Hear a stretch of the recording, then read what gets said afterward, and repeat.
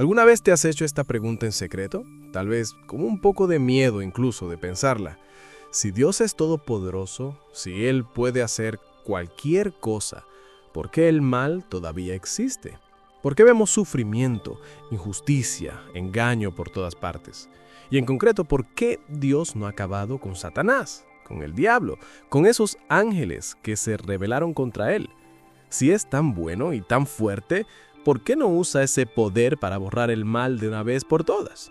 Bueno, vamos a esquivar esta pregunta. Vamos a adentrarnos en la Biblia para encontrar una respuesta que quizá no es la que esperas, pero que revela algo increíble sobre el carácter de Dios y sobre tu propia vida.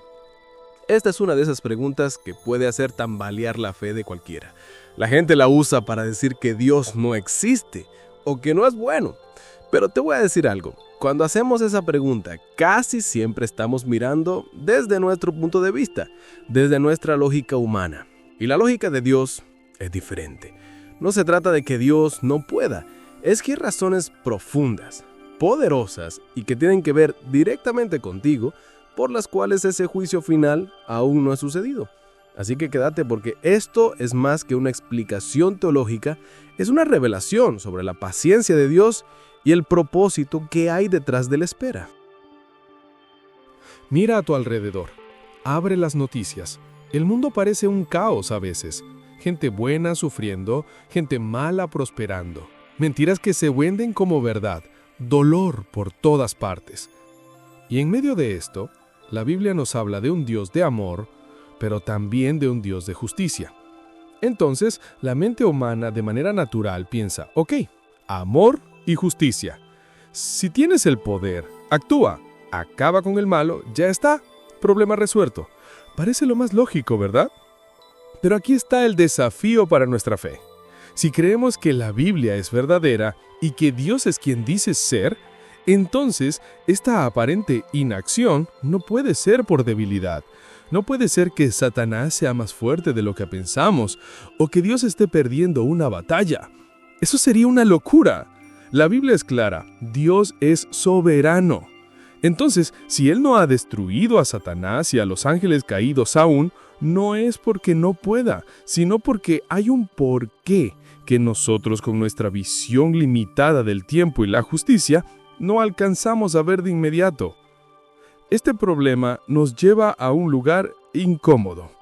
Nos fuerza a elegir entre creer que Dios es bueno y confiar en sus tiempos o dudar de Él por completo.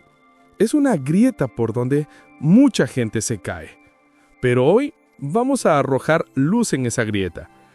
Para entender esto, tenemos que ir al principio, al origen de todo. No al origen del universo, sino al origen del problema, el pecado y la rebelión. 1. El origen de la rebelión. No fue una sorpresa para Dios. Mucha gente tiene la idea de que Satanás se rebeló y le pilló por sorpresa a Dios. Como si Dios dijera, «Oh no, mira lo que ha hecho Lucero». Eso no es lo que muestra la Biblia. Dios es omnisciente, lo sabe todo. Él conocía las consecuencias de crear seres con libre albedrío, tanto ángeles como humanos. Fíjate en lo que pasó con Lucero, el querubín hermoso que luego se convirtió en Satanás. Isaías 14:12-15 lo describe: «¿Cómo caíste del cielo, oh Lucero, hijo de la mañana? Derribado fuiste a tierra tú que debilitabas a las naciones. Tú que decías en tu corazón, subiré al cielo, en lo alto junto a las estrellas de Dios levantaré mi trono, seré semejante al Altísimo». ¿Ves la raíz del problema? El orgullo, el deseo de ser como Dios, de ocupar su lugar. Y Lucero eligió rebelarse y arrastró una tercera parte de los ángeles con él, los que conocemos como ángeles caídos o demonios. Apocalipsis 2:4 habla de que su cola arrastró la tercera parte de las estrellas del cielo. Ese fue el momento en que el mal, como una fuerza activa de rebelión, entró en la realidad de la creación. Pero aquí está el punto clave. Dios no los destruyó en ese instante. ¿Por qué? Porque ese acto de rebelión no era solo sobre ellos. Iba a servir como parte de un plan más grande, un plan que incluiría a la humanidad. 2. El juicio ya está decretado, pero no ejecutado. Esto es fundamental. No pienses que Satanás anda suelto porque Dios no tiene un veredicto. Lo tiene. El juicio ya está decidido. Es como un juez que ya ha dictado la sentencia, pero ha fijado una fecha futura para la ejecución. Jesús mismo lo dijo claramente. En Mateo 25:41, hablando del juicio final, dice: «Apartaos de mí, malditos, al fuego eterno preparado para el diablo y sus ángeles». Fíjate en las palabras, preparado para. Ese lugar, ese fuego eterno ya está listo. Tiene una destinación clara. El diablo y sus ángeles. En Apocalipsis 20:10 se describe el cumplimiento final. Y el diablo que los engañaba fue lanzado en el lago de fuego y azufre, donde estaban la bestia y el falso profeta, y serán atormentados día y noche por los siglos de los siglos. Así que, bíblicamente, no hay duda. El final de Satanás y sus huestes no es una batalla incierta. Es una sentencia que ya está escrita, firmada y sellada.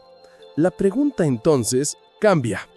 Ya no es, ¿puede Dios acabar con ellos? Sino, ¿por qué Dios está esperando para ejecutar esta sentencia? 3. La paciencia de Dios y el tiempo de la gracia. Aquí llegamos al corazón del asunto. La razón principal por la que Dios no ha ejecutado el juicio inmediatamente es su paciencia y su gracia dirigida hacia nosotros, la humanidad.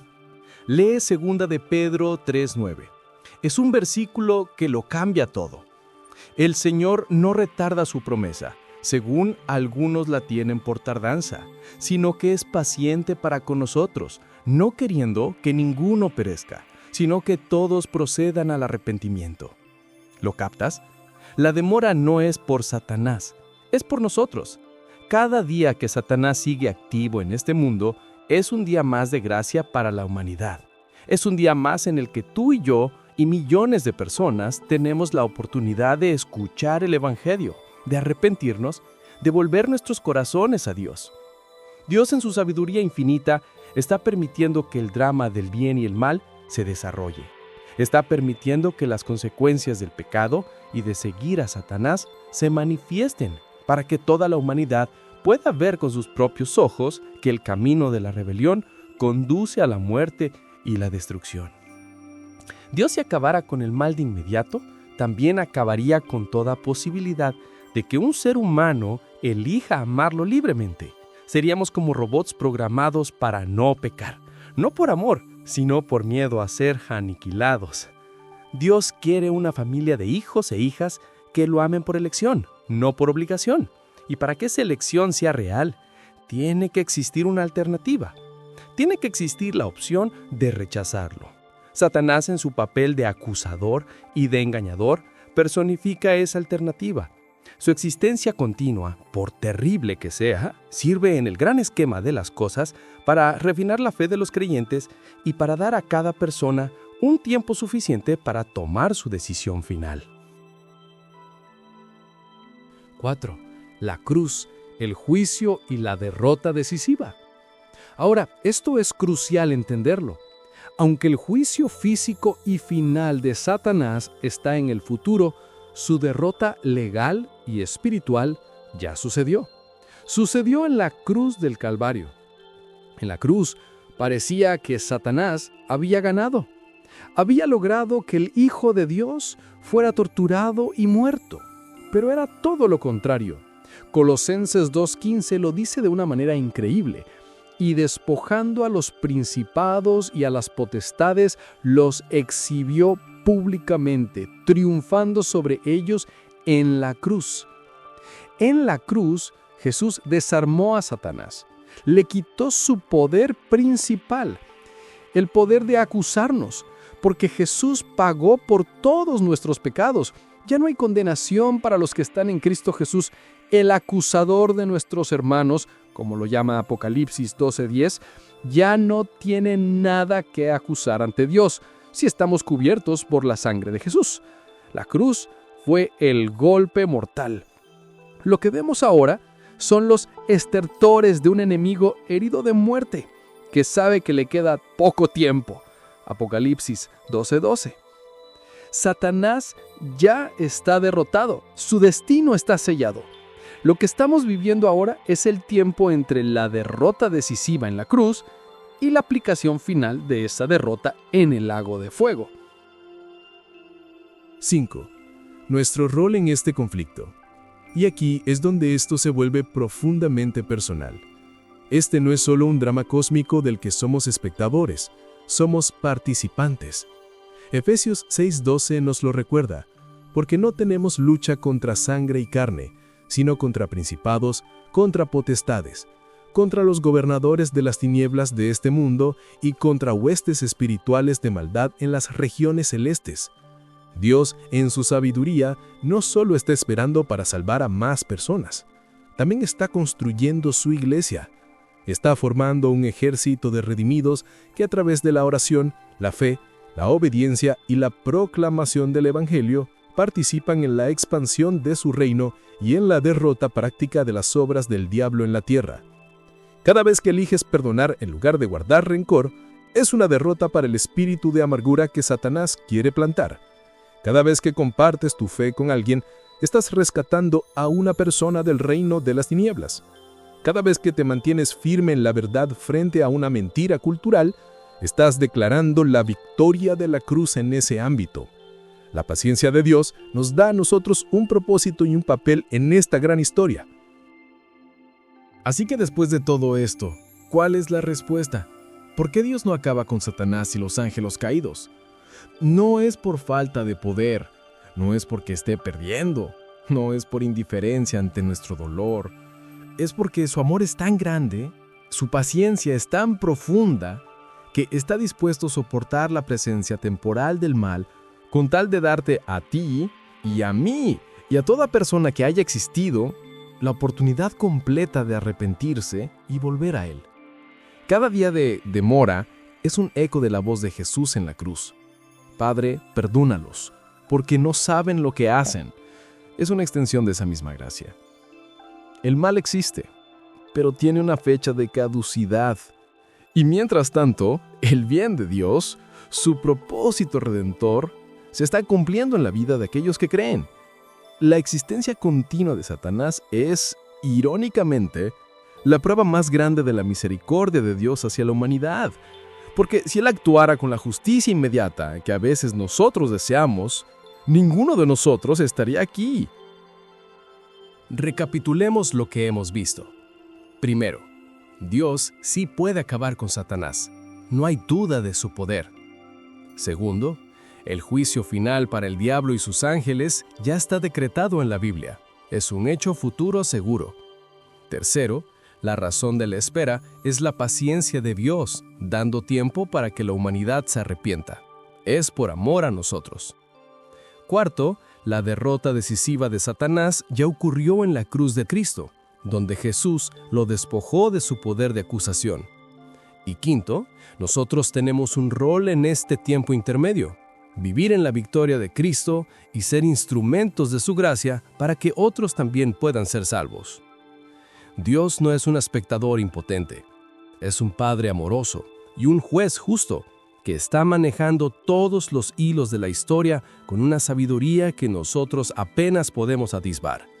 Podemos confiar en que, en el momento perfecto, Él hará justicia. Y hasta entonces, podemos descansar en su gracia y participar activamente en su plan. Ahora, hagamos una oración juntos.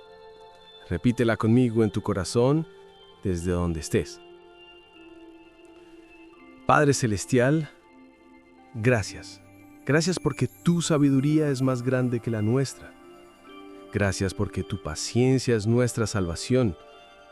Perdónanos por las veces que hemos dudado de tu bondad o de tu poder al ver el mal en el mundo. Hoy entendemos un poco más que tus caminos son perfectos. Reafirmamos nuestra fe en ti.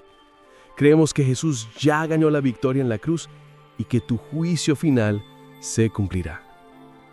Mientras esperamos ese día, te pedimos que nos uses. Use nuestras vidas para llevar tu luz a lugares de oscuridad, para hacer consuelo para el que sufre y para proclamar tu evangelio de paz. Fortalécenos con tu Espíritu Santo para que podamos resistir las mentiras del enemigo y vivir en la libertad que Cristo nos compró. En el nombre poderoso de Jesús. Amén. Y sabes, al entender todo esto, al ver que estamos en medio de un conflicto espiritual real, es normal preguntarse, ¿y cómo me fortalezco para esto en el día a día?